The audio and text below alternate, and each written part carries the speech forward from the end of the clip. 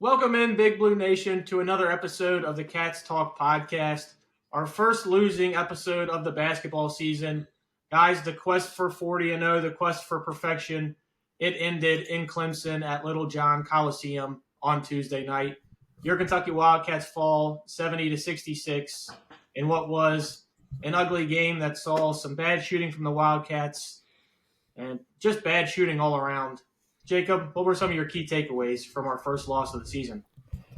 Yeah, 3 games in a row where the Cats shoot under 30% from the 3-point line. I think that was something me and you talked a lot about on the last episode. Was we really thought, we were just hoping it was just maybe a Thanksgiving hangover for these guys, but a lot went really wrong on the road in a tough environment against a team that before the season I said I thought would be a top 3 team in the ACC. I know they hadn't looked like it up till that point, but a lot went wrong. You still had Oweh with 3 shots towards the end of the game to take the lead. Obviously disappointing. Didn't think it was there were definitely some concerns that popped up throughout this game that I'm sure we'll kind of dive into.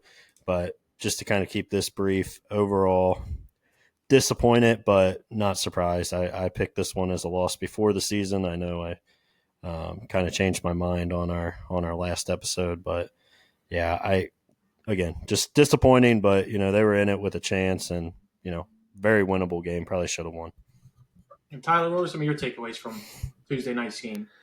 Yeah, I think I just look at this a little bit differently than you here, Boyers, and Cam, we'll get your take here in a second. But look, not ideal that we lost. Obviously, Cam, you were talking about going 40-0, and I think all of us would love to have had 40-0, but let's keep it realistic here. We're never going to go 40-0. For us to get a loss, and 66-70, really it came down to a 2-point game, and then we're trying to play catch up at the last few minutes or last couple minutes there, but thought we had a lot of fight there. My overall takeaway was, hey, this was the first real road test of the season, and it was a wake up call from playing some of the easier teams up front. Obviously, we had the win against Duke early on, but I'm glad we got some of the jitters out here early. We'll see how the rest of the season goes. We have another big matchup against Gonzaga coming up, which we'll talk a little bit about. But we fought to the end. We'll have to clean up a lot of stuff. That's what practice is for. That's what the rest of the season is for. Obviously Lamont Butler getting into foul trouble early wasn't helpful for us, but thought we had three quarters of fight, and that last 10 minutes there, that's where we kind of fell apart. So not ideal, but I think there's some positive takeaways here. We'll have a long season ahead of us to really clean up some of our messes and do better. We've been playing good all year. Let's turn this around and go to Gonzaga and get a win. So, you brought up Lamont. Man, I did not expect this offense to be as stale without him. As soon as he went to the bench, we couldn't buy buckets, and they just went on scoring rampages. We took him out. I think we were up 7 at the time we take him out. We go straight down 7 in just like a 3-minute span. It's kind of how this game went. As soon as Lamont went off the floor, whether it was because of foul trouble or when he turned his ankle later in the second half, hopefully this is Kerr's worst game of the season, because he was abysmal in every aspect of this game. I mean, he played 21 minutes, 0 of 4 from the field, only 2 rebounds, and he was just getting abused on the defensive side of the ball. Jacob, what did you think about Lamont Butler and the transition into Kerr with that playing time? Yeah, to your point, never would have thought Lamont was so important for the offense, right? Like all season we've talked about his defense, and that's kind of what he was going to be, the catalyst for us. I mean, it was night and day difference, and you see it just in a simple stat of plus minus. Lamont had a plus minus of 17, whereas Kerr had a minus 21. That's your 4 points right there. That cost you the game. I wish Pope would have went away from Kerr a little earlier, even without, getting Lamont in there. I think you could have had a few minute stretch where you have Otego kind of run point, or, mix it with him and Brea. Because, let's be real, this offense doesn't require like a point guard in the half court. You really just need guys that can get the ball up the court, and then they're going to give it to the 5 and play from there. So I would have liked to have seen that line up a little more. Not real sure why. Kerr played so much, especially when you kind of saw what he was bringing you. I mean, I don't want to pick on the kid. I think he's going to have a lot of really good moments here. But, I mean, he was it sucks to say, but, like, I didn't feel like he did one thing right.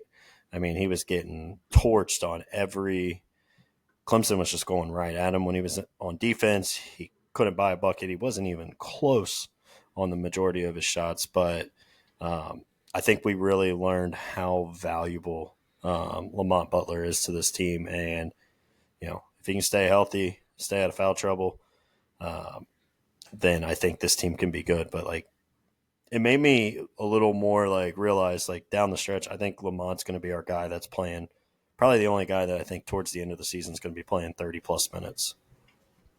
Yeah, I see Ortega stepping into that role as well. I think most of the times, you know, you've seen him. He's almost averaging up there. He's played 31 minutes in this game. Didn't shoot well from the floor, only 5 of 13 from the floor. And like you said, man, we were drawing up plays for him at the end of the game. He had three wide open looks at the end of the game. Couldn't buy any of them. I think you're kind of seeing, you know, we were talking about how we were very surprised he was shooting 42.9% from three coming into this game, how he was one of the guys who we felt was kind of overstriding what we expected. I think he kind of came down to reality a little bit, at least from behind the arc. Yeah. Yeah, I mean, it's not something I, like, anticipate to continue. I just think it was kind of one of those nights. Also, I mean, it doesn't help when you're not getting really anything from anybody else. I think there were a lot of times he felt like, you know, kind of had to force something. And then even then he still, you know, we talked about, I kind of thought he was the engine that kind of got some of our spurts going. You know, he had a couple. There was the one towards the end of the first half right before we gave up the 10-0 run back to him. But when we went on that 9-0 run, he made a nice steal, got a breakaway dunk. But, I mean, this is, like, I don't think any of your bigs played well. Like, I know Amari had a good plus-minus, but, I mean, the turnovers were a problem yet again. And Andrew Carr played by far his worst game that he's played as a Wildcat. So, and then you didn't get anything from Brandon Garrison, I felt like. So, I don't know. It was a weird game, but, like, those guys were just not ready for the physicality that Clemson brought. And that is concerning. That's going to have to get better because when you play in the SEC, a lot of these lesser talented teams, that's exactly how they're going to play you.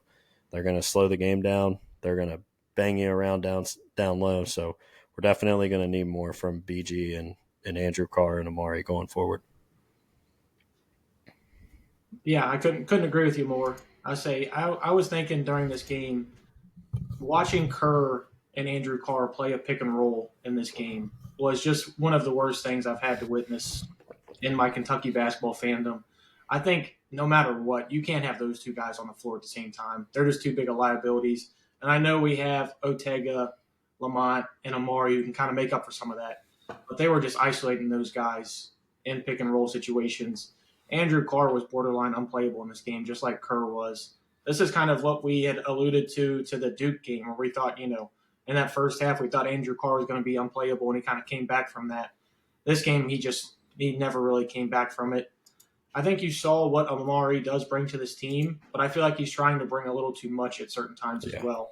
But right now, he is our only traffic rebounder, so he's the only guy who can stay in for consistent minutes. Because really, you got nothing from Brandon Garrison. Like, he only played 12 minutes, 2 rebounds in 12 minutes. We're just going to need a lot more from that to be successful going forward. Yeah, not only that, you're also getting bullied by a guy that's, you know, 4 inches shorter than each of those guys, right? Like, he's 6'8". I mean, I know he's a big guy, but, like, they were just, I mean, gave up 20 rebounds to him. I don't understand how it gets to that point. Like, the guy's obviously a good player, played a lot of big moments in their Elite Eight run a year ago, but, like, to give up 20 boards to him and really have, I mean, you text me, you know, just physicality in all caps, and it's like, it was so true. Like, there was none of that. And, like, as weird as it sounds, I think it almost hurt how much, like, he could play Brea down the stretch because he didn't want to take Robinson, Ortega, or Lamont out. And, like, in the Duke game, you saw he was able to move Carr to the 5 and play Brea, and you had the 4 guards. And when Carr's giving you no physicality and you don't want to take him out because of his offense, then you do have like a guard that's kind of the odd man out when you need points. So I think if Carr was able to play a little more physical and get some of those rebounds, we would have seen more from Kobe Bryant down the stretch. Kobe's got to get more playing time, especially in a game like this where you really couldn't buy a three. I mean, it's been like that. We've talked about it for the last 3 games, how we've just been shooting so poorly from behind the arc. And when you're looking at a guy who shot 50% from 3 in this game, only took 2 attempts, and his 3-point percentage went down in this game after that. Yeah, we've got to find ways to get him the ball. I don't know about you. I still feel a lot more comfortable with those plays being drawn up for instead of Ortega being drawn up for Kobe Bryant, especially in a pick and pop situation like that was. Now, if we're doing something, moving towards the basket, I'll take Ortega. He's better getting to the rim. But in the way we used it down to stretch, that's going to be one of the only things I've been critical of Pope of so far this year. Really, I think towards the latter end of this game, the plays that were drawn up, while they were executed well and, the shot just didn't fall, so it's too hard to get on them, I do think we were putting the wrong guys in the wrong spots. Yeah, I mean, I agree with you in principle, but, like, one counter to that, like, Clemson was, I mean, hats off to them because they were not leaving him. I mean, they were trying to run him off a screen a couple times, and, like, those guys were pretty much just holding on, and not saying, like, holding, like, in the way of a foul, but, like, they were stuck to him. They had a game plan of, we are not going to let this guy get an inch of separation, and we are just going to face guard him, take him away. So, I mean, part of that I do think is how Clemson guarded him. Now, obviously, other teams are going to try to do that, so you're going to have to find ways to, free him up. But, yeah, Clemson had a good game plan for Kobe. Yeah, Clemson, I mean, hats off to them. And I kind of expected this to be not an easy game because, you're playing on the road against a team that you haven't played against in some time. But I was expecting this team to kind of come out and roll a little bit. I predicted them to win by, I think, 12 in this game. They just never got to that spot. They got up 7. That's when I mentioned earlier they took Lamont out, and that's when that started to dwindle. Just seems like they just never gotten on a roll offensively throughout this entire game. I don't know if that is because of Amari. I mean, I know the way we run our offense, trying to get him the ball. I mean, I thought he was efficient in this game. 4 of 8 from the field, 11 boards, and 9 points. I mean, had 4 turnovers, which when you're running your offense through your center, he's going to have more turnovers, and it's going to look like that. But we just got nothing from Andrew Carr on either side of the ball. I mean, he was 1 of 7, 5 total points, and 2 of 4 from the free throw line. Like we've kind of mentioned it a little bit. It hasn't really been a big topic so far this year because we've been blowing teams out. But 11 of 18 from the free throw line as a team, for a team that's supposed to be a shooting team, that just can't happen. I mean, you find a way to shoot 75, 80% from the line, you're talking about a tie game going into overtime. Yeah. I mean, it was like, and Tyler, I'll let you comment on this too, but it's like, I think this was kind of his point earlier, like everything on paper that like you would say, like, you can't do against a good, solid team on the road, they did, and they still, had a chance to take the lead at the end of the game. But, like, you can't shoot poorly from the free throw line. You can't turn the ball over. You can't, get nothing from your bigs and shoot under 30% from the three-point line. And yet they still fought and kind of found a way down the stretch to have a chance. So, I mean, it's just how you want to look at it, whether you want to be optimistic about it or, maybe think like this would be a pattern going forward. Yeah, I mean, I was watching the game for the first 10 minutes, and it seemed we were owning it. It was fine. Like we had the lead for a lot of that time, and I think if we could have continued the momentum, everything would have been fine. We were on the road. This is our first time playing on the road this year. It was against a legitimate team.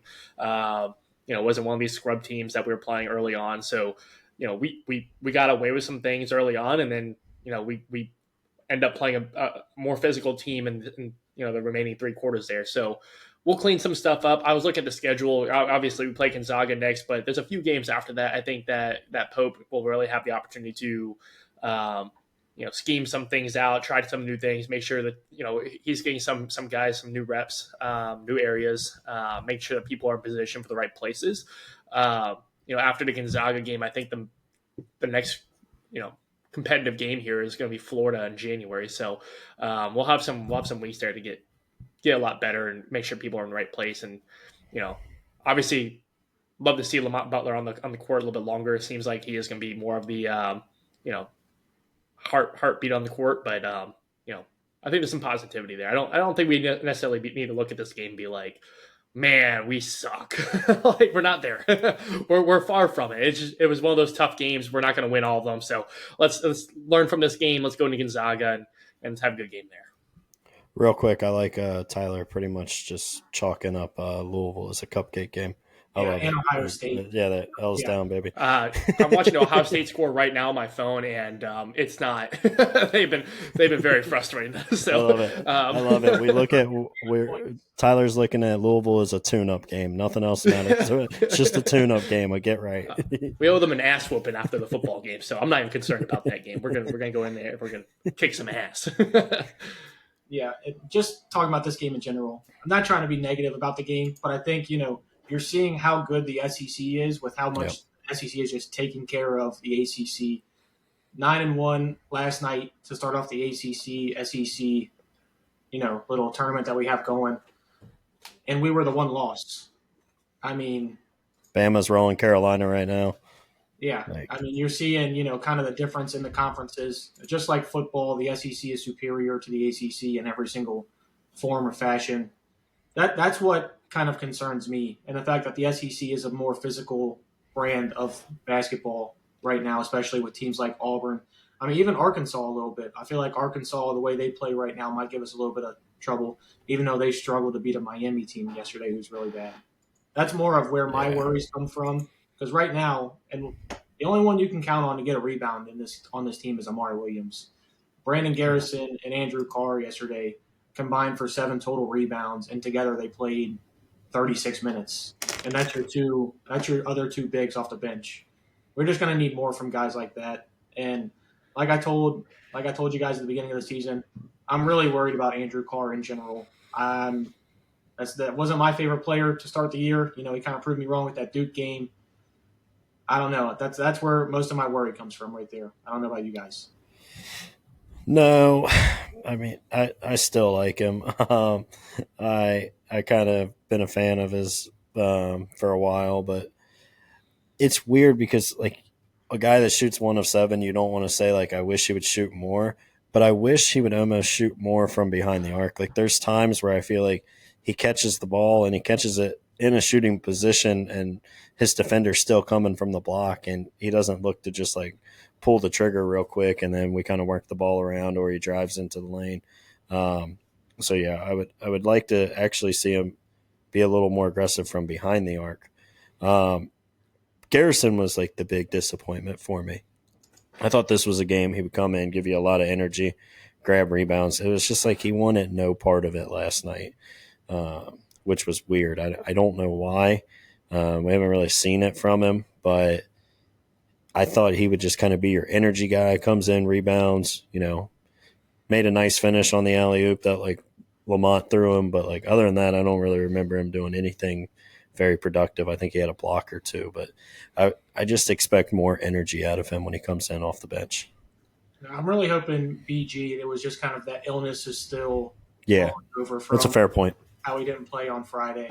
Really hoping that's the reason. He still only saw 12 minutes. And with the way Andrew played, I do feel like if BG was 100%, even with the way he was playing, he probably would have gotten more time. But a guy we haven't even mentioned yet, I thought this was Jackson Robinson. I thought it was one of his better games. He actually looked aggressive in this game. Looked like he, every big game that we've played so far, he's kind of shied away. Like even that WKU game where it was physical, he kind of shied away. This game he was actually physical, kind of controlled and allowed, like push the pace a little bit. He just looked a lot more comfortable. Played 35 minutes in this game, 12 points, 5 of 13 shooting is not good, but 4 rebounds. He just looked a lot more comfortable in this game, and that was probably the biggest positive I think I'll take out of this one. Yeah, he came in, or he made the first 3 of the game, and I got kind of excited for a second. I was like, oh man, this might be the Jackson Robinson game. But like even then, I think there were times where like Jimmy Dykes was kind of driving me crazy on the broadcast talking about him. Like, there were some times he was taking some forced shots, but that was in the first half when we would have no offensive rhythm. Like somebody had a lot of them were kind of late in the shot clock, but he took a couple off balance ones, and I think that contributed obviously to the 5 for 13. But he showed you flashes of kind of what he can be, and to do it in that environment against that physicality, I agree with you, Cam. I thought it was a really good sign. Yeah, I mean, getting into some of these other guys. I mean, you definitely saw this rotation shrink in this game. No Colin Chandler. I mean, obviously you saw the 20-plus minutes from Kerr. I don't think that's something you can plan on going forward. I think especially this game proving just Lamont, like you said, has got to play 30 minutes plus a game. He's got to be out there, let alone for his defense, is what we thought was going to be the reason he'd be on the floor. How much he impacted this offense was mind-boggling to see for me. I mean, Amari, we're trying to run the offense through him. Right now it's somewhat working. You know, he scored back-to-back-to-back buckets later towards the game, but I'm not sure if I feel comfortable enough for that to be our offense. What are you looking for, Jacob, to see this offense do later in the game right now, since we still don't have that guy to go get you a bucket right now? Yeah, it's tough. Like that's going to be Pope's toughest thing to figure out. Like when the game gets tight down the stretch, you know, what do you do? I mean, you've heard my opinions the last few weeks. Like, I love Amari. I love what he brings you on the defensive end, but he's just way too out of control with the ball. And like every time he backs a guy down in the post, I don't ever expect him to pass from there, and I expect him to do a turnaround hook shot. And I don't know. Sometimes he makes it, I guess. But I mean, that's not my favorite offense. Watching him, I could live without that. Down the stretch, I think if you're in a game where the physicality is not too much from Carr, I think you can do something similar to Duke, where you play Carr in the four guards. I think that gives you a lot of spacing. I thought Amsley Almador actually played pretty well. You know, he was a guy that didn't really shy away from the physicality. I know he didn't shoot it. I mean, maybe if there's a game where Carr, like this one where Carr's just not bringing it, maybe you can play Almador at the four with Amari. And, you know, you got a guy that's not afraid to shoot it out there. But yeah, they're going to have to try to figure something out. I'd like to see Brea more end of the game. And, yeah, I don't know what the exact answer is. That's going to be something Pope's going to have to figure out with this group. And speaking of Ansley, you know, he came in, had 2 open threes, and man, I was thinking they're going to be. We were just talking about. I know. I jinxed it. I feel like we were just talking about how money they've been. You know, he gets one in the corner, and you know, I'm putting 3 points down on the scoreboard, and you know, finds a way to miss them. And honestly, I don't think either one of them were close from memory. Like I know one of them just didn't look good, but he looked good defensively. I thought he brought a little physicality in that perspective, but to the same point. He played almost 13 minutes in this game and didn't have a single rebound to show for it. If he's going to be, you know, like you said, if he's going to play the 4, he's going to have to step up and get rebounds like that. Because right now, the only guy who's helping in that way is Otega Owe. Him and Amari are really the only 2 right now that are going to battle for the boards. Yeah, speaking of Ansley, with him, him going 0 for 2 for 3-point. Look, it was one of those games where. I know you guys have been talking about the last couple podcasts about how the 3-point shot's been kind of falling lately. You're going to win some. You're going to win by the 3. You're going to lose by the 3 sometimes. And I think it's one of those things that needs to get turned around. You got to play down the stretch. And if you're going to play finesse ball, you got to be able to hit those shots. This is a really good chance for Ansley to really hit the court more and make some more of their shots, and maybe some other people as well. But if we're going to play teams like Clemson or Gonzaga or Duke or whoever else we're playing down the stretch here. We're going to play more physical ball. We're going to, we need to find some people who can play that physical ball as well. When we're not hitting the threes. But I think there's some real opportunity here for the team to do better if we can hit those 3 balls more consistently. Yeah, I don't think I'm necessarily scared about the team's 3-point shooting so far. But 3 games in a row, it does start to creep into your mind a little bit. Each time I think they've shot right around 27% from 3. We're also not shooting as many threes as Pope says he wants to. Pope says he wants to shoot around 35 a game. I think we've been averaging anywhere from 25 to like 28 in the last 3 games. And we're just not hitting them right now. I mean, really, outside of Kobe Brea, for the most part, everybody else is an under 40% 3-point shooter going into this next game against Gonzaga. So it's starting to get to the point where it is a little concerning. The one I'm most concerned about, just 3-point wise, is Jackson Robinson. I mean, in this game, he was 2 for 7, and I think that's actually the best he shot from 3 since early in the season. Jacob, what are you thinking about the 3-point shooting? Is it something that's starting to creep into your mind like it is mine, or are you still pausing on that one? it's hard not to, right? When there's now 3 games in a row where it's been, pretty poor. And then I don't remember exactly what they shot in the Duke game, but I don't think it was phenomenal. But so it's hard not to creep into your mind. This team, though, like we've seen it, they can shoot the ball really, really well. I think your point, that was what I was going to touch on. Like, they got to shoot it more. Like, for Pope's style to only be shooting 25 to 27, it doesn't really add up. And like, that's kind of what, we talk about Barea. Sometimes we want him to shoot some more. I'm still going to say it about Carr. Like, there's some times where like it almost feels like we're a little hesitant to pull the trigger from behind the arc. And I mean, if you shoot 35 a game and you shoot, let's say they creep that up to even like 33%, like, you're going to be in a much better clip and you're going to be in a much better spot throughout the game. So I agree. I think they need to be shooting them more. Yeah, and think about ways that they've been winning games as of late. That Georgia State game, you're not going 33 of 41 on twos against a physical team like Clemson, against a team like Gonzaga. Yep. So it's just not a successful way to build going forward, especially with the lineup that we have. We are not a physical team. I mean, I think we've kind of already seen that with the physical teams that we have played. So we're going to have to find ways to start knocking these down. If that's more design plays for Kobe, we're here for it. I know you and I have kind of been asking for that a little bit more. I mean, obviously, Clemson came up with a game plan to just not let him shoot. I mean, he only got 2 off in this game. Granted, he only played 16 minutes, which I do think he's got to see the floor more, especially when we're struggling to buy points.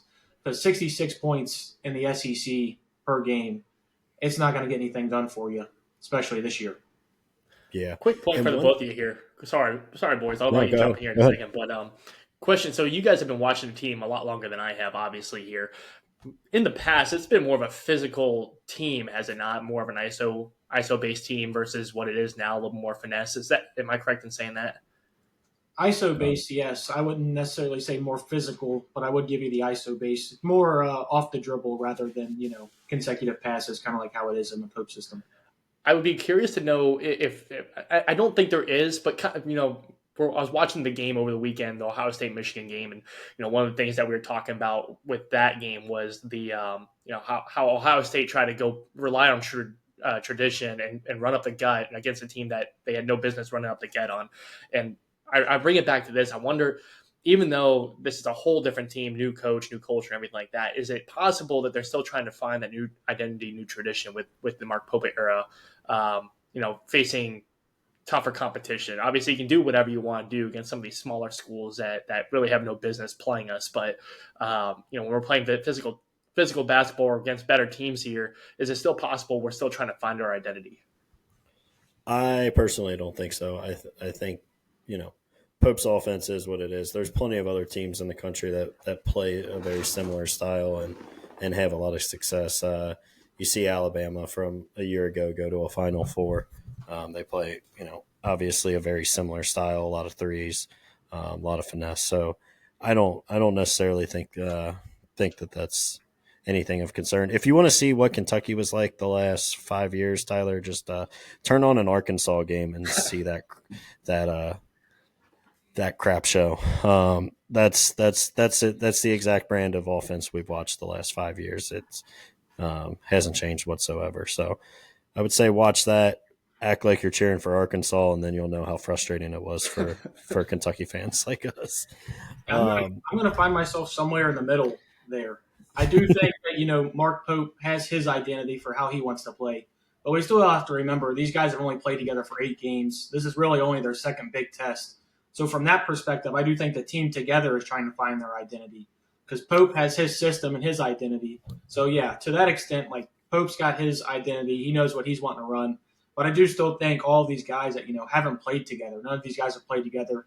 This is their 8th game playing together.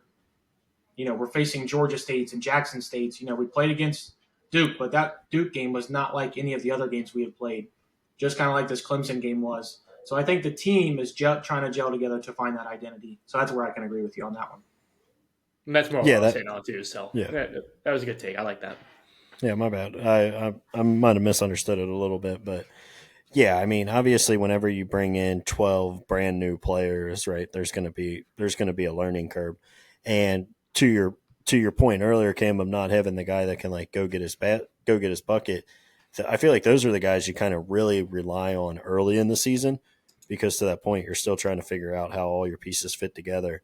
And when stuff's not going right, if maybe next year it's Jasper Johnson or somebody else, that you can just kind of throw the ball to when there's 10 seconds in the shot clock and nothing's going right, and they can go beat their man off the dribble and, either get a pull up jumper or get to the rim.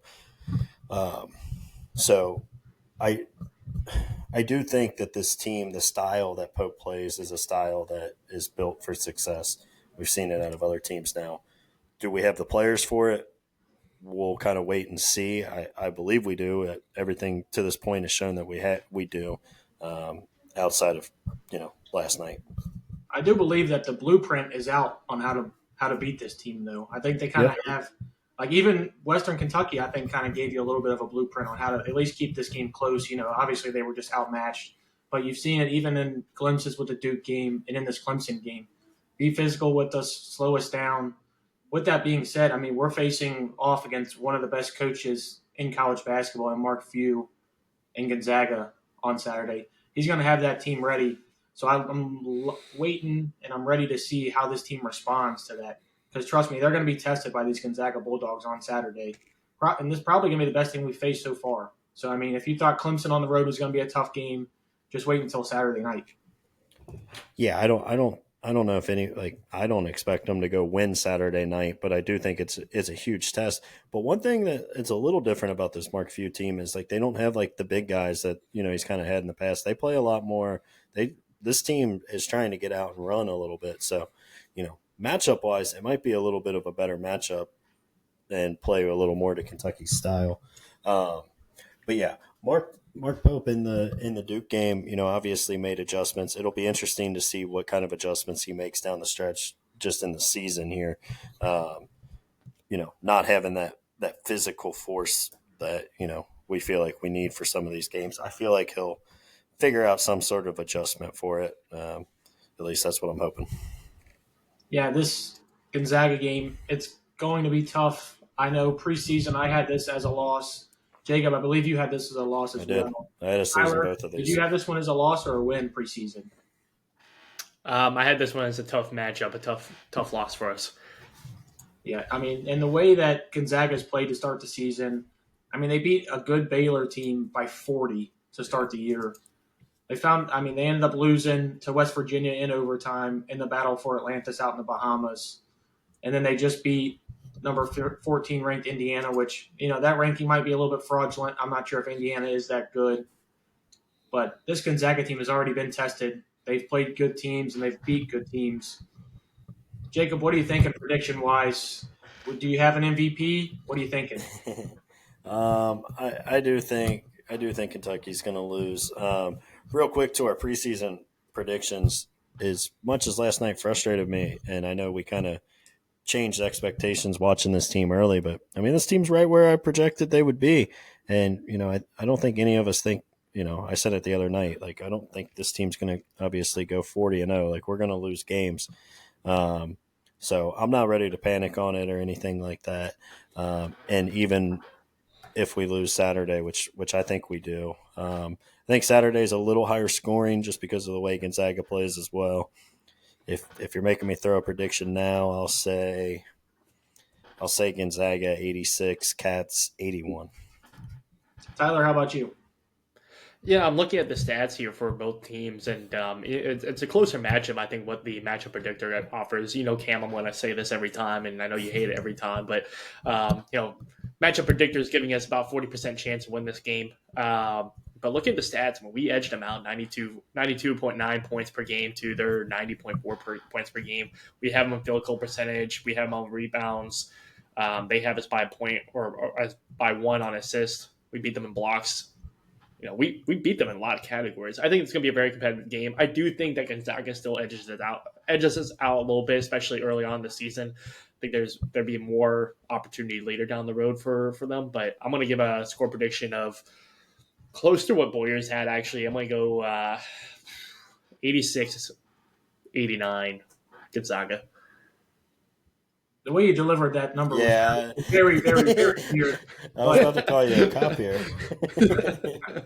But yeah, I mean, just talking about those stats that you brought up, all those stats that you said, you got to think about the strength of schedules that have been played too. You know, we've only been tested twice with Clemson and Duke, and who knows how good this Clemson team is. That Clemson team is, you know, a team that did lose to Boise State pretty handedly earlier in the season. And this Gonzaga team, like we said, has already played Baylor, Arizona State, San Diego State, West Virginia, and Indiana. And those are the numbers that they're scoring against them. Yeah. You've seen the points that we've put up against, you know, higher competition. We haven't been able to get to that level yet. So, unfortunately, you know, I'm going to pick Gonzaga to win this game as well. I think it's going to be higher scoring, you know, just like you guys both said. I'm going to say it's going to be 92 to 81. I think Gonzaga pulls off a double-digit win in this one. Let me ask you both and kind of get my thoughts as well. But quickly, what does Kentucky have to do right to win? Right, when we record this next week, what are we gonna? If Kentucky wins, what are we gonna come in here and say were the reasons they won? You got to shoot the ball well. I mean, we haven't shot the ball well from three, and that's what's been holding us back, especially the last 3 games. Even in that Duke game, we didn't shoot the ball well. I think if you actually see this team shoot the ball well from 3, make their free throws, go to the free throw line, feel confident, just doing the little things. This is the first game against Clemson that we saw where we had more turnovers and assists in a little while. Got to get back to cleaning stuff up like that. But I do think the 3-point line is going to be very important in this game. So we've been struggling from there since. Yeah, you know, kind of go. It's very. I like Cam's point. I'm actually going to go with Cam's point a little deeper here. When I was thinking about the shooting of our team and the 3-point decrease here, one of the teams I was thinking of is just Mike D'Antoni's teams from the Suns and the Houston Rockets. And you know, even on their bad days, one of the things they just kept doing was shooting the ball. You know, there's going to be, if you're shooting threes and you're shooting the ball and you're not driving to the bucket, you're going to win by 3, die by 3. It is what it is, but we got to get back up to speed there. I think that's going to be that'll be the difference in most games that we come close on down the stretch. I think is just making or missing shots. The only other thing I can think of is finding a way to beat the physicality. I think this was the first time I felt like this season where we just got bodied. We were used to being the bully on the court, and we got bullied back. So I think we can overcome that, get past that mindset. Hey, there's going to be tougher teams out there. We're just going to have to match up against them. I think we can get past that mindset. I think the shooting will come, and you know, it's early in the season, but you know, maybe it's just now we're 8 games in. Maybe their bodies are tired a little bit. Maybe some attrition has set in, but let's get these guys back healthy and play down the stretch here. So I think those will be the 2 things there: hitting the shots and then just playing more physical. What about you, Jacob? Yeah, I agree with obviously both of you. Outside of these guys, better not be tired yet, right? Like these guys, they played basketball. They played high level D1 basketball for 5 years. Some of them now, so that better not be an issue. I'm not saying it's an excuse. To be clear, I'm not saying that's an excuse. I'm just saying, you know, 8 games in, maybe they just weren't ready for the feeling that they were going to have now. I don't know. But yeah, to the point of like shooting better. Obviously, you got to make more shots. But you know, Cam, we both touched on it. Like they need to come out and not play with a conscience Saturday. They're going to have to shoot 35 plus threes, I think, to have a chance to win it. And then obviously the turnovers. You know, Kentucky did exactly what I said like this team wouldn't do on our pod on Monday. I was like, this team's not going to beat themselves. They're not going to turn it over. Well, as well as, I think you could say Clemson kind of played. Kentucky kind of beat themselves. They turned the ball over a lot. They didn't make free throws. They did everything that you would kind of expect a young and experienced team to do in their first true road game. So going to have to clean it up. And then, yeah, I just don't want to see them come out and kind of look scared. Like, win or lose, go out there, lay it all out on the line, and, fire shots from behind the arc, get to the rim, and, get ready to go. I do think something that did come out of the Clemson game that will be a positive for us moving forward is I think these guys, they've talked about how much they appreciate being at Kentucky. But I think this is probably their first time where they've felt that, a Tuesday night at Clemson, the court gets stormed. I think they finally realized, like, hey, man, we're going to get everybody's best shot. Everybody's going to come out firing, giving 100% effort against us. So I do think that is something that they will be able to take into this Gonzaga game. And if they can't get ready for a Gonzaga game with how good this team's going to be, I will probably have other problems then. But let's say everything goes right and you guys have to pick an MVP for this game. Say the Cats win. Who's the MVP going to be? I'll go first. I'll say, man. I mean, after watching the Clemson game, I want to pick Lamont Butler, but I feel like I'll keep picking him. I'll pick Jackson Robinson. Like at some point, he's got to have the big game, and this is kind of the stage to do it. Real quick, Tyler, before you pick yours, to piggyback off your point, Cam. We talked about, like, we didn't think these guys would necessarily be scared or nervous playing in this kind of environment. Like, one thing maybe I kind of underlooked is, like, obviously a Tuesday night game for Kentucky at Clemson's a very different atmosphere than Wake Forest when Andrew Carr was there, or even Jackson Robinson at BYU going to Kansas. Like, I know Kansas gets loud every game, but it's not like when you're Kentucky and you're rolling into town. So that was something I think I kind of underestimated with these guys. I'm going to go with Kobe Brea. I felt like the team really early on really thrived, not just won, but thrived as he thrived. So I think if he can go out there and hit some good shots, I think this team will definitely take off, and hopefully beat them by more than just 2 points, or 5 points, whatever it is. But I think we'll thrive if Kobe can thrive too. Well, how about I just go ahead and completely contradict what I said earlier in the podcast? I think if Kentucky wins this game, it's going to be Andrew Carr. That's good. I saved him for you. I thought about taking him. I think Pope's going to have his year. I think those two have a very good relationship. I think he's, like you said, there were a couple of times where he had open threes that he just didn't take in that game. I think he's going to have him shooting those. I wouldn't be surprised if you see him shoot 4 or 5 threes in this game, hopefully knocking them down. And hopefully, like you said, this isn't the typical Gonzaga where they have at least 1 or 2 big men that you're kind of scared of or, used to playing when you're playing those guys. So hopefully all things go right. I got Andrew Carr as the MVP. Yeah, completely contradict everything I said earlier. No more Timmy time. So I actually think this is a game where those guys can, it won't be as physical. Yeah, couldn't agree with you more. Tyler, you got anything before we sign off? Yeah, I would be remiss if I didn't throw in Trent Noah's name in there. He's going to have to come out here and have a big game as well. So we're just going to throw his name. Maybe he comes off the bench, he drains some threes, and we'll have a good game with Trent Noah. But to your point, I do think if Trent Noah's in, we're up pretty handily at the end of the game, or we're down. It's going to go one of 2 ways. But if he's in, maybe we're up by a lot. That's true. If Trent Noah and Travis Perry play in this game, I would feel pretty good. It'll get the crowd excited. Come on. Oh yeah, all those people in Seattle, I'm sure, would love to see Trent Noah. On that note, ladies and gentlemen, thank you so much for tuning in for yet another episode of the Cats Talk Pod. I'm your host, Tyler. This is Cam'Ron and Jacob, coming to you after every single game to talk about the breakdown of the game and also breaking down what the next game should look like. Hopefully things get better here. We're going to go play Gonzaga, get the dub, and have a lot more season ahead of us. Thank you for tuning in, and go Big Blue. Go Big Blue.